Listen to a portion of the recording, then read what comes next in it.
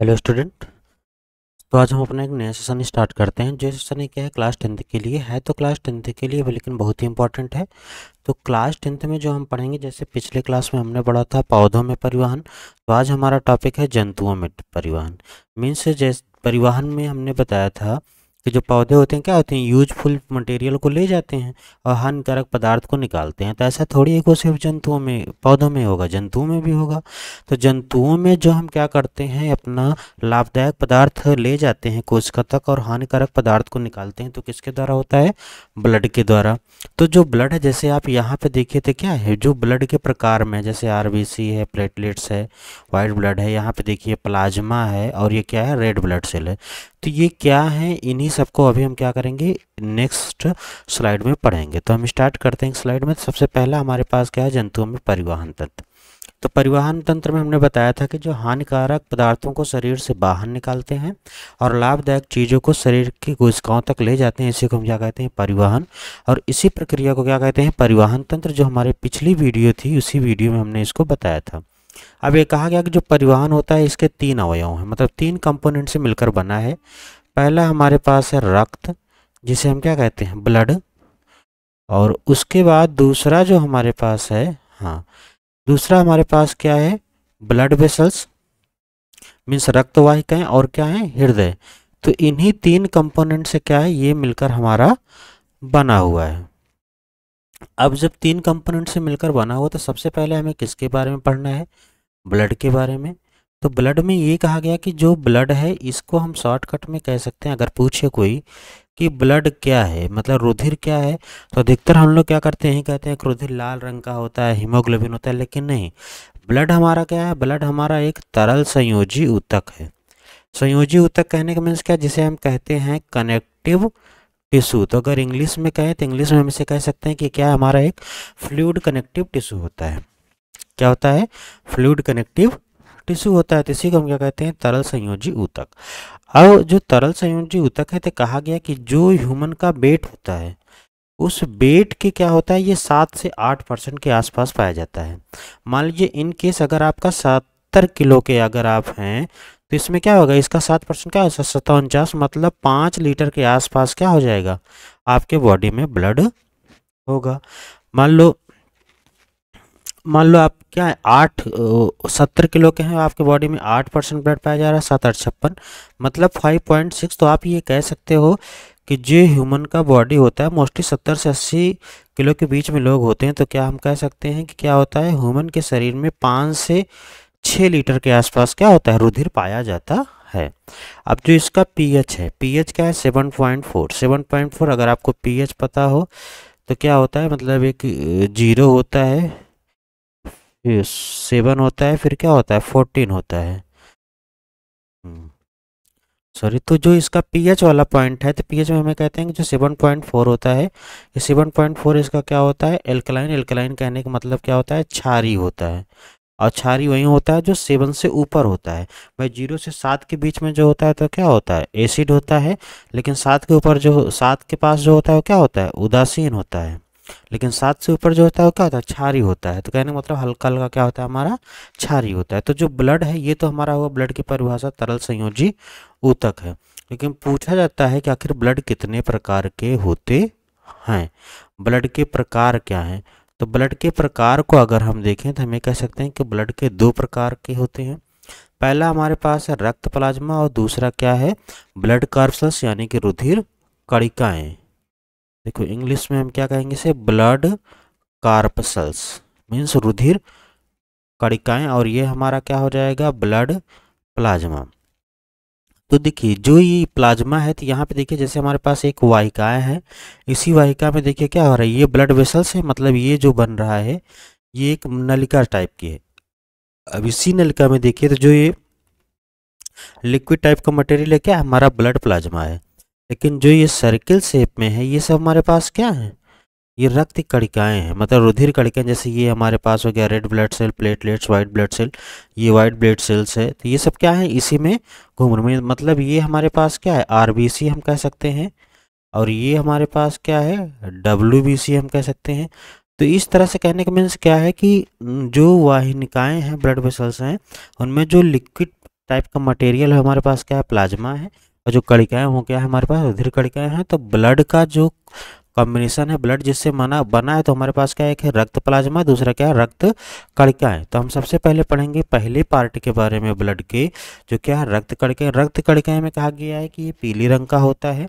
ये जो ब्लड का है, ब्लड का टोटल कितना होता है, 55% होता है।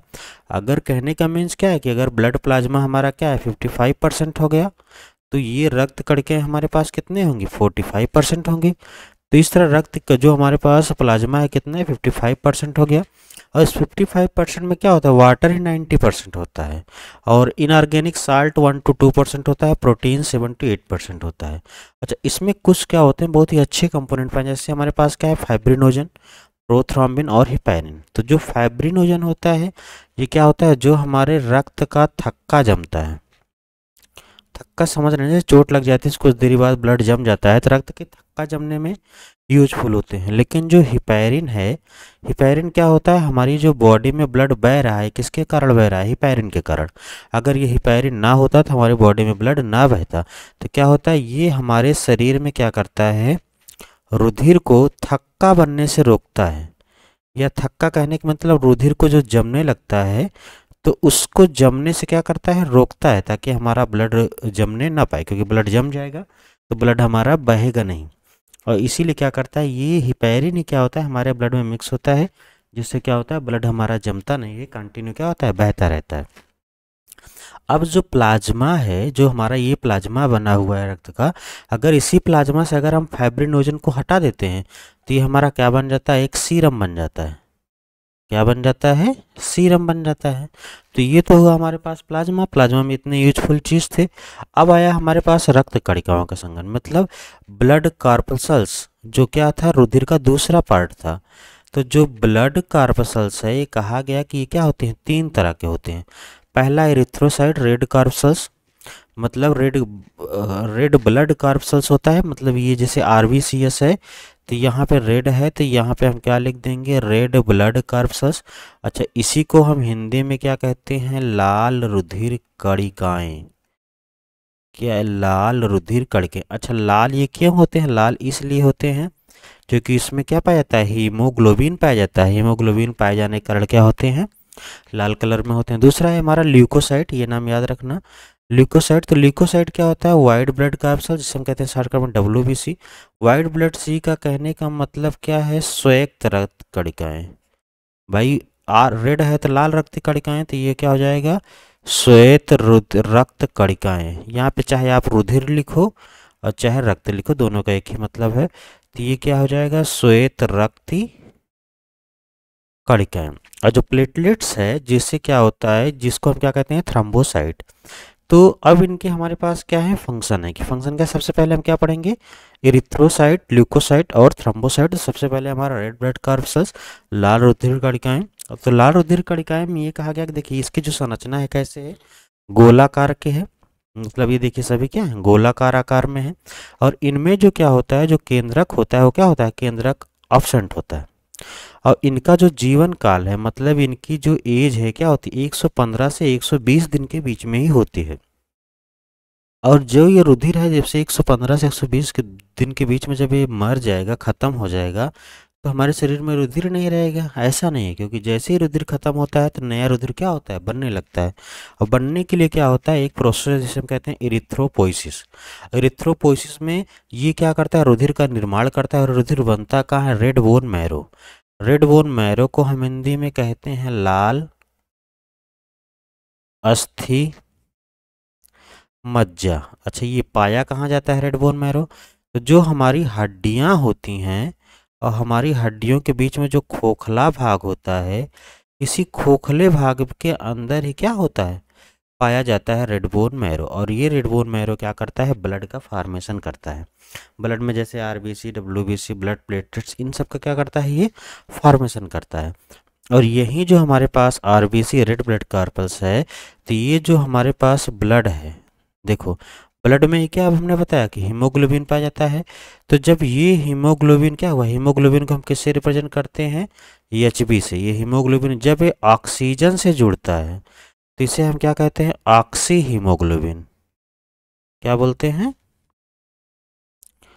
Oxy haemoglobin. और ये जब ऑक्सीजन से जुड़ा ऑक्सी हीमोग्लोबिन तो कहाँ तक जाएगा, ये जाएगा हमारे कोशिका तक। अच्छा, जब ये कोशिका में गया तो वहाँ पे क्या किया, ये ऑक्सीजन अपना छोड़ दिया, ऑक्सीजन कोशिका को दे दिया।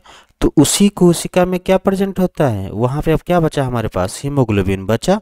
लेकिन उसी कोशिका में क्या प्रेजेंट होता है, वहीं पे प्रेजेंट होता है कार्बन डाइऑक्साइड, मतलब CO2। और जैसे ही कार्बन डाइऑक्साइड से मिलेगा तो यहाँ पे क्या बन जाएगा, ऑक्सी जैसे ठीक था, ये हो जाएगा कार्बोक्सी हीमोग्लोबिन। क्या बन जाएगा, कार्बोक्सी हीमोग्लोबिन। अब ये कार्बोक्सी हीमोग्लोबिन फिर कहाँ जाएगा, तो ये वहाँ से क्या हो जाएगा, आ जाएगा हमारे कहाँ पे, ब्लड में, ओ सॉरी हृदय में। और फिर ये हृदय से कहाँ पहुँच जाएगा, फिर ये जाएगा हमारे फेफड़े में। और फिर वो फेफड़े में शुद्ध करके क्या बनाएगा, ऑक्सीजन। और जब वो ऑक्सीजन बनेगा वहाँ पे, तो वहीं ऑक्सीजन फिर आगे किससे मिलेगा, EHB से। इस तरह से कहने का मतलब क्या है कि एक परिवहन की तरह काम कर रहा है कि ऑक्सीजन और कार्बन डाइऑक्साइड दोनों को क्या कर रहा है, लाभदायक पदार्थ ऑक्सीजन को क्या किया, कोशिका तक पहुंचाया, हानिकारक पदार्थ कार्बन डाइऑक्साइड क्या किया, कोशिका से बाहर निकाल दिया। ये कैरियर की तरह वर्क कौन कौन कर रहा है, इरिथ्रोसाइट। इसीलिए इसे हम क्या कहते हैं, शरीर की नदी या रुधिर की नदी, रिवर ऑफ सेल। मतलब क्या करता है, सभी कोशिकाओं तक सब कुछ क्या करता है, पहुंचाता रहता है, बहता रहता है। लेकिन दूसरे पॉइंट में अगर हम बात करें, जो ल्यूकोसाइट है WBC, इसी WBC को हमने अभी क्या कहा था, श्वेत रक्त कणिकाएं। तो जो श्वेत रक्त कणिकाएं हैं, यही श्वेत रक्त कणिकाएं, इनकी संरचना कैसे होती है, अमीबा की तरह। और ये केंद्रक युक्त होते हैं, मतलब इनके अंदर क्या होता है, केंद्रक पाया जाता है। इनकी जो पाए जाने की संभावना है 5000 से 10,000 पर क्यूबिक mm होते हैं। अच्छा, ये कई प्रकार के होते हैं, जो WBC होता है कई प्रकार के होते हैं। कई प्रकार में जैसे एक हो गया कणिका युक्त, जो कणिका युक्त है उसे हम कहते हैं ग्रेन्युलोसाइड। और जो अकणिका युक्त होता है, जो अकणिका युक्त होता है उसे हम कहते हैं एग्रेन्युलोसाइड। तो जो ग्रेन्युलोसाइड है, इसमें सबसे पहले हमारे पास आता है न्यूट्रोफिल। और जो न्यूट्रोफिल है ये क्या करता है, ये टोटल है इसका कितना, 62%। अच्छा, किसकी तरह वर्क करता है, मतलब ये इसका मेन फंक्शन क्या है, लड़ाई झगड़ा करना। इसीलिए इसे हम क्या कहते हैं, कोशिका का सोल्जर। मतलब यही क्या करता है, कोई भी चीज़ आता है तो उससे क्या करता है, फाइट करता है। दूसरा इयोसिनोफिल है, इयोसिनोफ सॉरी हाँ, इयोसिनोफिल या एसिडोफिल। तो ये क्या करता है, ये भी हमारे बॉडी में क्या होता है, इसका जब जैसे ये हमारे बॉडी में क्या करता है, जो हमारे घाव होते हैं उनको भरने में थोड़ा हेल्पफुल होता है। कभी कभी इयोसिनोफिल की संख्या बढ़ जाती है तो हमें इस्नोफीलिया हो जाता है। इस्नोफीलिया में क्या होता है, आदमी को कंटिन्यू जुखाम टाइप का रहता है। तीसरा हमारे पास क्या है, बेसोफिल है। बेसोफिल में ये कहा गया बहुत ही कम क्वांटिटी में, 0.5% क्वांटिटी में पाया जाता है। और इसका मेन फंक्शन क्या है, कोगुलेशन ऑफ ब्लड। मीन्स क्या करता है, हेल्पफुल होता है किसमें, जो रक्त का थक्का जमाने में। मतलब रक्त को जैसे चोट वोट लग जाती है तो रक्त को थक्का जमाने में क्या होता है, ये हेल्पफुल होता है। और दूसरा हमारा इयोसिनोफिल, ये क्या है, घाव जो भर जाता है, घाव के भरने में हेल्पफुल होता है। अब ग्रेन्युलोसाइड के बाद हमारे पास है एग्रेन्युलोसाइड, जो क्या होता है, जैसे हमारे पास है मोनोसाइट्स। तो मोनोसाइट क्या होता है, इसका ये टोटल क्या होता है, 62% होता है। अब मेन इसका फंक्शन क्या है, इसके वेंजर होता है। इसके वेंजर कहने का मतलब क्या है कि जितने भी जैसे लड़ाई हुई तो ये सारे WBC लड़ते हैं। तो जो भी बाहरी जीवाणु विषाणु सब खत्म हो जाते हैं तो क्या करता है, सबको खा जाता है, भक्षक होता है। इसीलिए हम कहते हैं इसके व्यंजक। फिर आया हमारे पास लिम्फोसाइट। अब जो लिम्फोसाइट होता है ये इसका क्या होता है, सिर्फ 30% ही पाया जाता है। लेकिन ये किसकी तरह होता है, इसका जो आकार होता है वो अमीबा की तरह होता है। अमीबा की तरह आकार होने से क्या हो जाएगा, कहीं भी घूमता रहेगा। मेन फंक्शन इसका क्या है कि ये हमारे शरीर में क्या बनाता है, प्रतिरक्षा तंत्र बनाता है। और प्रतिरक्षा तंत्र ही क्या करता है, हमारे शरीर को रोगाणुओं से रक्षा करता है। तो ये तो हमारे पास हुआ WBC। अब जो लास्ट में हमारे पास क्या है, थ्रम्बोसाइट या ब्लड प्लेटलेट्स। ये कैसे होता है, अंडाकार होता है, ये रंगहीन होते हैं, इनमें केंद्रक नॉन न्यूक्लिएटेड मतलब केंद्रक नहीं पाया जाता है। इनका मेन फंक्शन थ्रम्बोसाइट का क्या है, रुधिर का थक्का जमाना। कि रुधिर जैसे हमको चोट लग जाती है तो कैसे रुधिर जमता है। तो जमने के लिए अगर आप यहाँ पे देखें, जैसे रेड ब्लड सेल है, ये प्लेटलेट्स है और ये ब्रोकन ब्लड वेसल है, मतलब आपको चोट लग गई और ये रेड ब्लड सेल बाहर आ रहे हैं। जब बाहर आ रहे हैं, देखिए ये प्लेटलेट्स है, ये प्लेटलेट और ये रेड ब्लड सेल, जो फाइब्रिनोजन होता है, फाइब्रिन प्लस नोजन। तो जो फाइब्रिन है ये यहाँ पे क्या किया, एक धागे फाइबर की तरह संरचना बनाया और ये जो रेड ब्लड सेल हैं इन सबको कलेक्ट किया, और कलेक्ट करने से घाव देखिए क्या हो गया, पूरी तरह से यहाँ पे डिपॉजिट हो गए, जिससे ब्लड आपका बाहर नहीं निकल रहा है। तो ये हमारे पास क्या करते हैं, ब्लड को बहने से रोकते हैं। तो इस तरह से ये हमारा टॉपिक क्या हुआ आज का, कंप्लीट हुआ। अब हमारे पास देखिए ब्लड वेसल्स, अब हम ब्लड पढ़ लिए, अब हमारे पास दो कंपोनेंट बचे, एक है ब्लड वेसल्स, दूसरा है हृदय। तो आज तो हम सिर्फ ब्लड ही पढ़ेंगे, ब्लड के कंपोनेंट को पढ़ा। अब हम नेक्स्ट डे क्या करते हैं, इसके जो और कंपोनेंट हैं, जैसे ब्लड वेसल्स क्या है, और ब्लड वेसल्स के बाद हम हार्ट को पढ़ेंगे। तो उम्मीद है कि ये टॉपिक समझ में आया होगा। तो हम नेक्स्ट क्लास में मिलेंगे नेक्स्ट टॉपिक के साथ। तो आज के लिए इतना ही, थैंक यू।